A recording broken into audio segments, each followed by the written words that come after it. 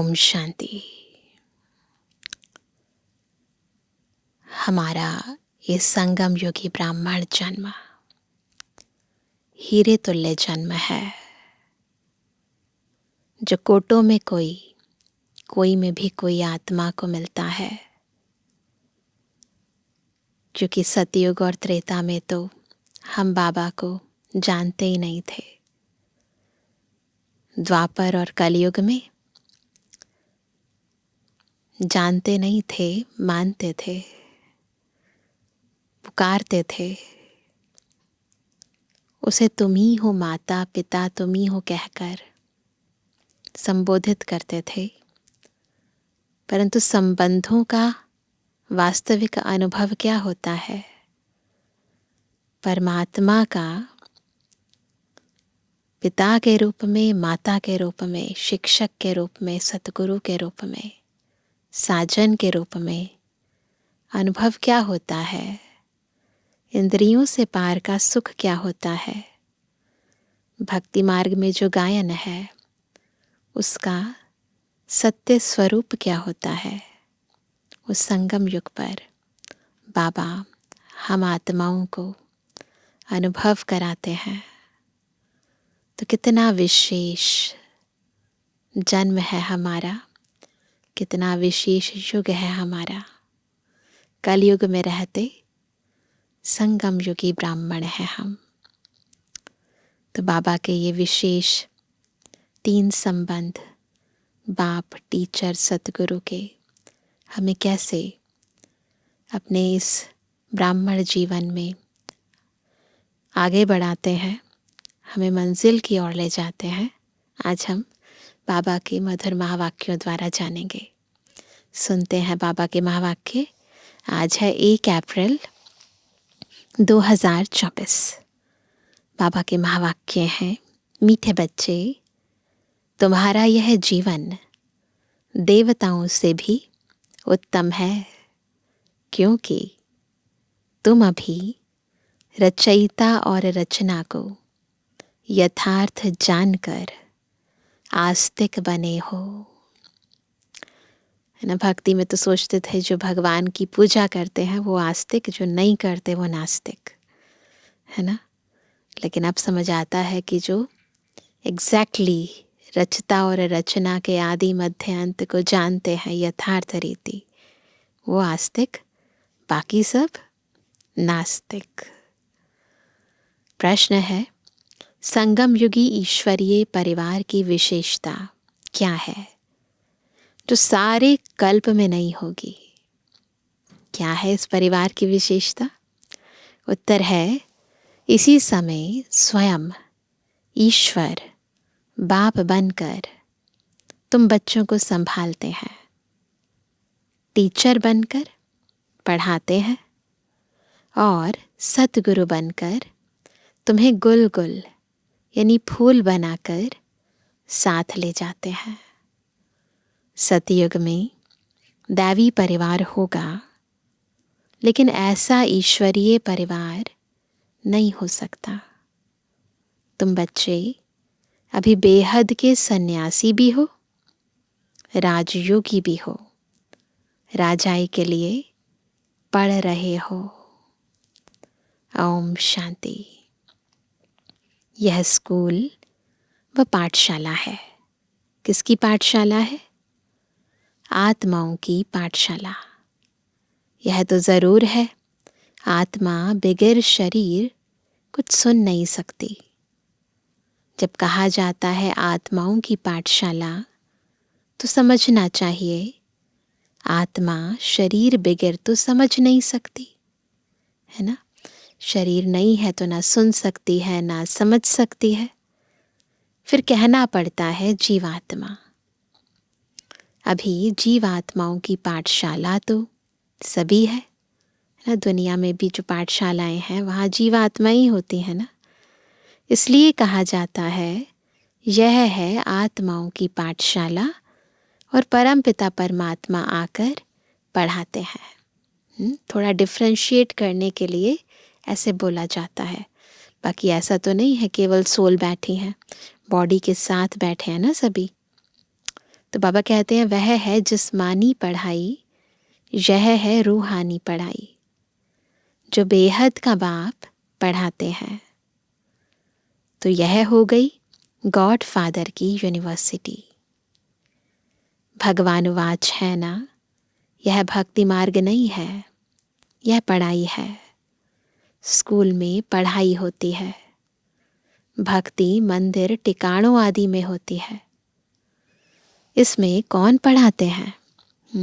भगवानुवाच। और कोई भी पाठशाला में भगवानुवाच होता ही नहीं है। यहाँ भगवान उवाच करते हैं, बोलते हैं।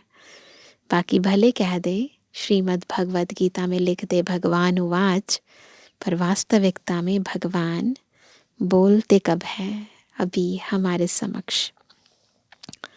सिर्फ यह एक ही जगह है जहाँ भगवानुवाच है। ऊंचे ते ऊंचे भगवान को ही ज्ञान सागर कहा जाता है। वही ज्ञान दे सकते हैं, बाकी सब है भक्ति। भक्ति के लिए बाप ने समझाया है कि उससे कोई सद्गति नहीं होती। सर्व का सद्गति दाता एक परमात्मा है। वह आकर राजयोग सिखलाते हैं। आत्मा सुनती है शरीर द्वारा, और कोई नॉलेज आदि में भगवानुवाच है ही नहीं। भारत ही है जहाँ शिव जयंती भी मनाई जाती है। भगवान यहीं आते हैं, शिव बाबा यहीं आते हैं, और उसकी निशानी है कि हम सभी शिव जयंती मनाते हैं। भगवान तो निराकार है, फिर शिव जयंती कैसे मनाते हैं? निराकार का जन्मदिन कैसे मनाते हैं? है ना? जयंती तो तब होती है जब शरीर में प्रवेश करते हैं।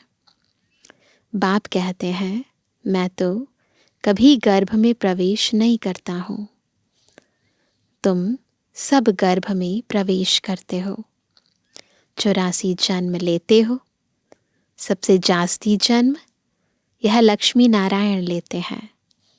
84 जन्म लेकर फिर सांवरा गावड़े का छोरा बनते हैं। ब्रह्मा बाबा के लिए शिव बाबा कह रहे हैं लक्ष्मी नारायण कहो या राधे कृष्ण कहो। राधे कृष्ण है बचपन के, है तो वही आत्मा। छोटे होते हैं तो नाम राधे कृष्ण, बड़े होते हैं तो फिर लक्ष्मी नारायण। वह जब जन्म लेते हैं तो स्वर्ग में लेते हैं, जिसको बैकुंठ भी कहा जाता है। पहला नंबर जन्म इनका है, इनका ब्रह्मा बाबा का। तो 84 जन्म भी यह लेते हैं। श्याम और सुंदर, सुंदर सो फिर श्याम। श्री कृष्ण सबको प्यारा लगता है। सतयुग आदि में आत्मा सुंदर है, फिर कलयुग अंत में वही आत्मा श्याम है। तो श्री कृष्ण तो सबको प्यारा लगता है ना। श्री कृष्ण का जन्म तो होता ही है, कब? नई दुनिया में। फिर पुनर्जन्म लेते लेते आकर पुरानी दुनिया में पहुंचते हैं तो श्याम बन जाते हैं। यह खेल ही ऐसा है। भारत पहले सतुप्रधान सुंदर था, अब काला हो गया है। बाप कहते हैं इतनी सब आत्माएं मेरे बच्चे हैं। अभी सब काम चिता पर बैठकर जलकर काले हो गए हैं। आत्माओं की बात है, सब काम विकार में जाकर आत्माएं काली हो गई हैं। मैं आकर सबको वापस ले जाता हूँ। यह सृष्टि का चक्र ही ऐसा है। आत्माओं का काला होना और बाबा का आना, हमें गोरा बनाना, ये सब चक्र में है। फूलों का बगीचा वह फिर कांटों का जंगल बन जाता है। सतयुग में यही दुनिया फूलों का बगीचा थी, और कलयुग अंत में यही दुनिया कांटों का जंगल बन जाती है। बाप समझाते हैं तुम बच्चे कितने सुंदर विश्व के मालिक थे, याद आता है? अब फिर बन रहे हो। यह लक्ष्मी नारायण विश्व के मालिक थे। यह 84 जन्म भोग फिर ऐसे बन रहे हैं, अर्थात उन्हों की आत्मा अब पढ़ रही है। तुम जानते हो सतयुग में अपार सुख है। देखे हैं ना हम आत्माओं ने ही, जो कभी बाप को याद करने की दरकार भी नहीं रहती है। इतने सुख हैं कि बाबा को याद करने की ज़रूरत ही नहीं होती। गायन है, इस पर क्या गायन है कि दुख में सिमरण सब करे, सुख में करे न कोई। किसका सिमरण? बाप का। इतने सबका सिमरण नहीं करना है, इतने सारे देवी देवताओं का सिमरण नहीं करना है, बाबा का सिमरण करना है। भक्ति में कितना सिमरण करते हैं, है ना? जानते कुछ भी नहीं, सिमरण बहुत करते हैं। श्री कृष्ण कब आया, वह कौन है, कुछ भी जानते नहीं। श्री कृष्ण और श्री नारायण के भेद को भी नहीं जानते हैं। शिव बाबा है ऊंच ते ऊंच, फिर उनके नीचे ब्रह्मा, विष्णु, शंकर। उनको फिर देवता कहा जाता है। लोग तो सभी को भगवान कहते रहते हैं, है ना? डिफरेंस पता ही नहीं है रचयिता और रचना में, तो फिर सबको भगवान कहते रहते हैं। सर्वव्यापी कह देते हैं।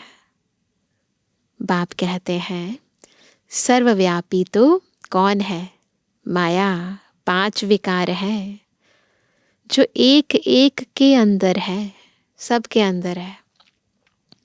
सतयुग में कोई विकार होता नहीं, कोई भी विकार नहीं होता। मुक्ति धाम में भी आत्माएं पवित्र रहती हैं, अपवित्रता की कोई बात नहीं। तो यह रचयिता बाप ही आकर अपना परिचय देते हैं, आदि मध्य अंत का राज समझाते हैं, जिससे तुम आस्तिक बनते हो। तुम एक ही बार आस्तिक बनते हो अभी संगम युग पर, जब हम क्रिएटर और क्रिएशन दोनों के आदि मध्य अंत को जान जाते हैं। तुम्हारा यह जीवन देवताओं से भी उत्तम है। गाया भी जाता है, मनुष्य जीवन दुर्लभ है, ऐसे दुनिया में गाते हैं। और जब पुरुषोत्तम संगम युग होता है तो हीरे जैसा जीवन बनता है ना? कौड़ी तुल्य जीवन था, हीरे जैसा बन जाता है। लक्ष्मी नारायण को हीरे जैसा नहीं कहेंगे, हीरे जैसा जन्म अभी है हमारा। तुम्हारा हीरे जैसा जन्म है। तुम हो, कौन है हम? नाज है ना हमें। तुम हो ईश्वरीय संतान, और ये है लक्ष्मी नारायण है दैवी संतान। यहाँ तुम कहते हो हम ईश्वरीय संतान हैं। ईश्वर हमारा कौन है? बाप है। वह हमको पढ़ाते हैं, क्योंकि ज्ञान का सागर है ना, इसलिए पढ़ाते हैं। राजयोग सिखलाते हैं। यह ज्ञान एक ही बार पुरुषोत्तम संगम युग पर मिलता है। यह है उत्तम ते उत्तम पुरुष बनने का युग, जिसको दुनिया नहीं जानती। इस युग को दुनिया नहीं जानती। सब कुंभकर्ण की अज्ञान नींद में सोए पड़े हैं। सबका विनाश सामने खड़ा है। इसलिए अब कोई से भी बच्चों को संबंध नहीं रखना है। क्यों नहीं रखना? क्योंकि टाइम ही ऐसा आ गया है। आप चाहो ना चाहो सब कुछ छूट जाएगा, सब कुछ टूट जाएगा। तो उससे पहले ही बाबा हमें तैयार करा रहे हैं। कहते हैं अंत काल जो स्त्री सिमरे। टूटा हुआ होगा तो याद नहीं आएगी, फिर आगे आने वाला जन्म भी आपका अच्छा रहेगा। लेकिन अगर टूटा हुआ नहीं होगा तो संबंधियों को, व्यक्तियों को, वस्तुओं को याद करते रहेंगे, फिर वैसी ही योनि मिलेगी जो दुनिया में कहते हैं, और हम कहते हैं कि वैसा ही जन्म मिलेगा। तो अंत समय में शिव बाबा को सिमरेंगे तो नारायण योनि में आएंगे। यह सीढ़ी बहुत अच्छी है। सीढ़ी का चित्र सभी ने देखा है ना, लिखा हुआ है हम सो देवता फिर सो क्षत्रिय आदि, नीचे गिरते गए। इस समय है रावण राज्य, जबकि अपने आदि सनातन देवी देवता धर्म को भूल और धर्मों में फंस पड़े हैं। यह सारी दुनिया लंका है। बाकी सोने की लंका कोई थी नहीं, कोई सोने की लंका नहीं थी।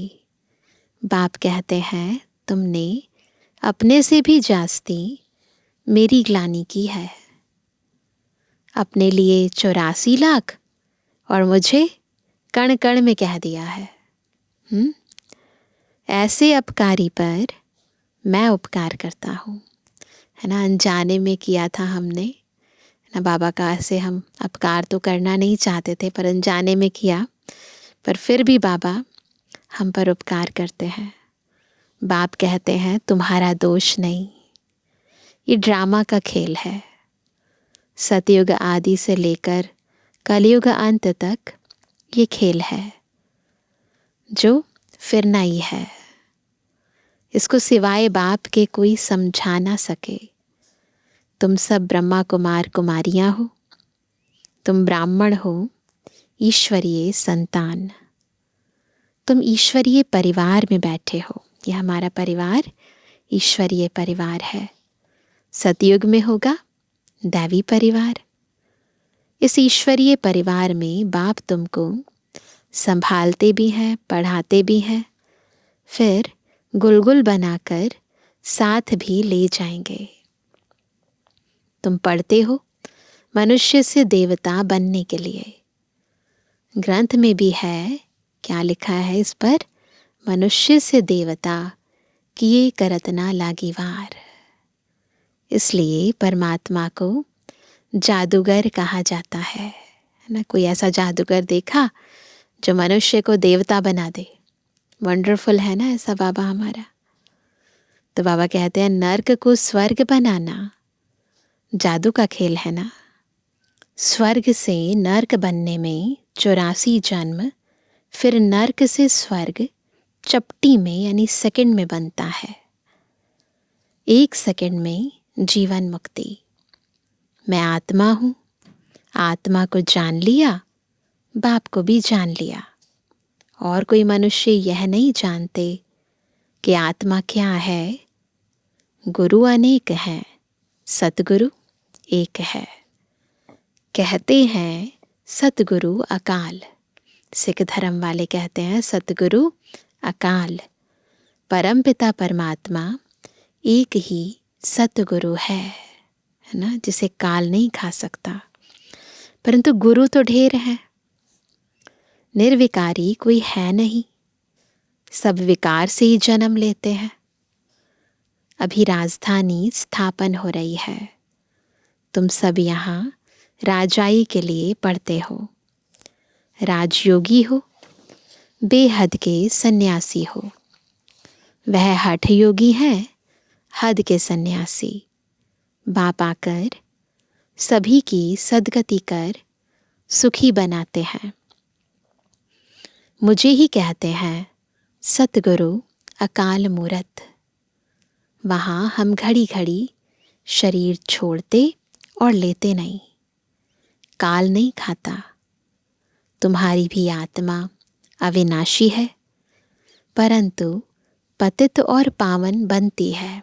जैसे बाबा की आत्मा शिव बाबा अविनाशी है, हम आत्माएं भी अविनाशी है, परंतु बॉडी में आते हैं ना तो पतित और पावन तो बनते हैं, निर्लेप नहीं है। ड्रामा का राज भी बाप ही समझाते हैं। रचयिता ही रचना के आदि मध्य अंत का राज समझाएंगे ना। ज्ञान का सागर वही एक बाप है। वही तुमको मनुष्य से देवता डबल सिरताज बनाते हैं। तुम्हारा जन्म कौड़ी जैसा था, अब तुम हीरे जैसा बन रहे हो। बाप ने हमसो सोहम का मंत्र भी समझाया है।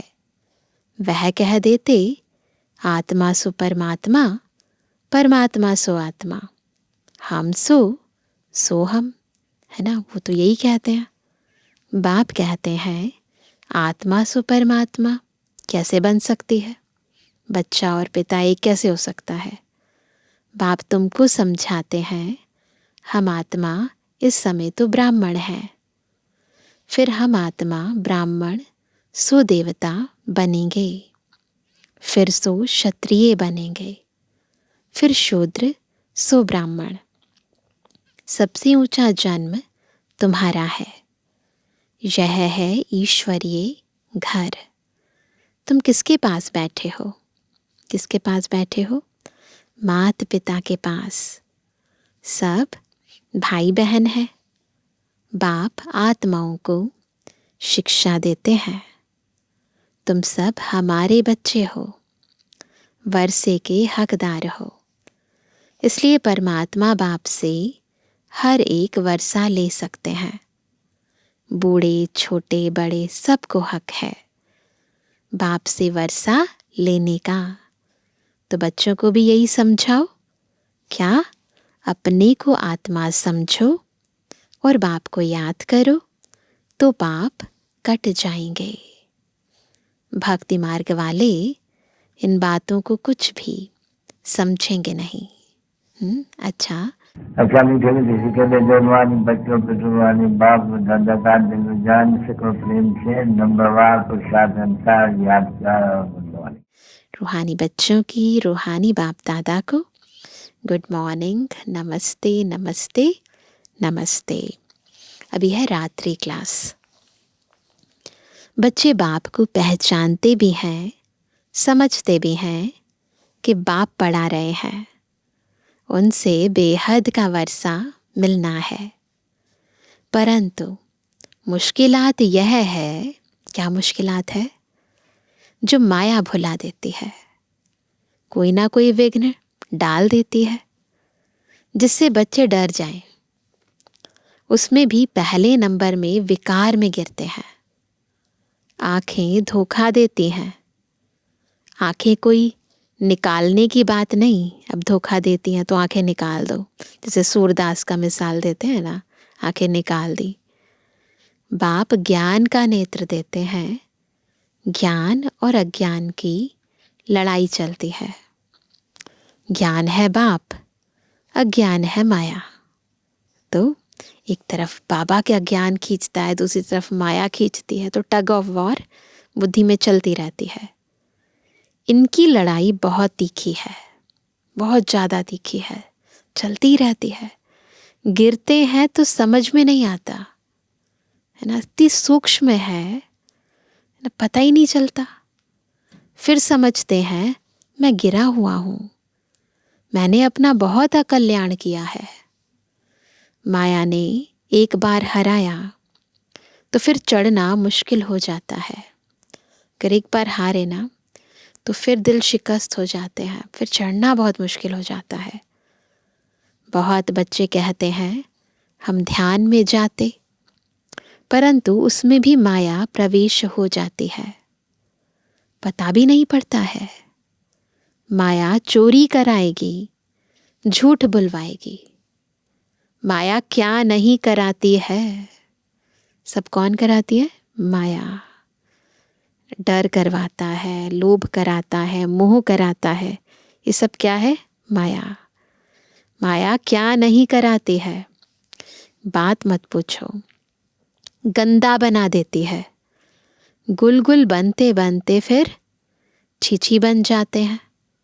माया ऐसी ज़बरदस्त है जो घड़ी घड़ी गिरा देती है, पता ही नहीं चलता। बच्चे कहते हैं बाबा हम घड़ी घड़ी भूल जाते हैं।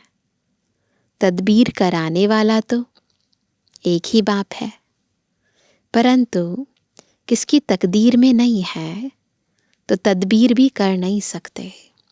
बाबा तो पुरुषार्थ कराते हैं, है ना, बच्चों की बहुत मदद करते हैं, परंतु बच्चों की तकदीर में नहीं है तो क्या ही करेंगे। इसमें कोई की पास खातिरी भी नहीं हो सकती। न एक्स्ट्रा पढ़ाते हैं, किसी को स्पेशल है ना ट्यूशन वगैरह नहीं दे सकते बाबा। उस पढ़ाई में तो एक्स्ट्रा पढ़ने लिए टीचर को बुलाते हैं ना, ट्यूशन भी रख लेते हैं, एक्स्ट्रा पढ़ने के लिए बुलाते हैं। यह तो तकदीर बनाने लिए सभी को एक रस पढ़ाते हैं। बाबा सबको बराबर पढ़ाते हैं, एक एक को अलग कहाँ तक पढ़ाएंगे। कितने ढेर बच्चे हैं। उस पढ़ाई में कोई बड़े आदमी के बच्चे होते हैं, अधिक खर्च कर सकते हैं, तो उनको एक्स्ट्रा भी पढ़ाते हैं। उस पढ़ाई में संभव है, इस पढ़ाई में संभव नहीं है। यहाँ तो बाबा सबको बराबर ट्रीट करते हैं। टीचर जानते हैं कि यह डल है, इसलिए पढ़ाकर उनको स्कॉलरशिप लायक बनाते हैं। यह बाप ऐसे नहीं करते हैं। यह तो सभी को एक रस पढ़ाते हैं। वह हुआ टीचर का एक्स्ट्रा पुरुषार्थ कराना। यह तो एक्स्ट्रा पुरुषार्थ किसको अलग कराते नहीं है। एक्स्ट्रा पुरुषार्थ माना ही टीचर कुछ कृपा करते हैं। भल ऐसे पैसे लेते हैं, खास टाइम दे पढ़ाते हैं, जिससे वह जास्ती पढ़कर होशियार होते हैं। यहाँ तो जास्ती कुछ पढ़ने की बात ही नहीं है ना, एक्स्ट्रा पढ़ाई की बात नहीं है। इनकी तो बात ही एक है। एक ही महामंत्र देते हैं। कौन सा? मन मना भव का। याद से क्या होता है, यह तो तुम बच्चे समझते हो। बाप ही पतित पावन है, जानते हो। उनको याद करने से ही हम पावन बनेंगे। अच्छा, गुड नाइट। धारणा के लिए मुख्य सार। पहला, सारी दुनिया अब कब्र दाखिल होनी है, विनाश सामने है, इसलिए कोई से भी संबंध नहीं रखना है। अंतकाल में एक बाप ही याद रहे। दूसरा, श्याम से सुंदर, पतित से पावन बनने का यह पुरुषोत्तम संगम युग है। यही समय है उत्तम पुरुष बनने का। सदा इसी स्मृति में रह स्वयं को कौड़ी से हीरे जैसा बनाना है। वरदान है, ज्ञान धन द्वारा प्रकृति के सब साधन प्राप्त करने वाले पद्मा पदम पति भव। कैसे बनेंगे पद्मा पदम पति? जब ज्ञान के धन द्वारा प्रकृति के सब साधन प्राप्त करेंगे। ज्ञान धन स्थूल धन की प्राप्ति स्वतः कराता है। जहाँ ज्ञान धन है, वहाँ प्रकृति स्वतः दासी बन जाती है। ज्ञान धन से प्रकृति के सब साधन स्वतः प्राप्त हो जाते हैं। इसलिए ज्ञान धन सब धन का राजा है। जहाँ राजा है, वहाँ सर्व पदार्थ स्वतः प्राप्त होते हैं। यह ज्ञान धन ही पद्मा पदम पति बनाने वाला है। परमार्थ और व्यवहार को स्वतः सिद्ध करता है। ज्ञान धन में इतनी शक्ति है जो अनेक जन्मों के लिए राजाओं का राजा बना देती है। तो इसीलिए जब खुद ज्ञान सागर ज्ञान धन लुटा रहा है, तो सारा ज्ञान अर्जित कर लो, उसे अंदर समा लो, उसका स्वरूप बन जाओ, ताकि अनेक जन्मों के लिए पद्मा पदम पति बन जाओ, है ना। स्लोगन है, कल्प कल्प का विजयी हूँ। यह रूहानी नशा इमर्ज हो तो माया जीत बन जाएंगे।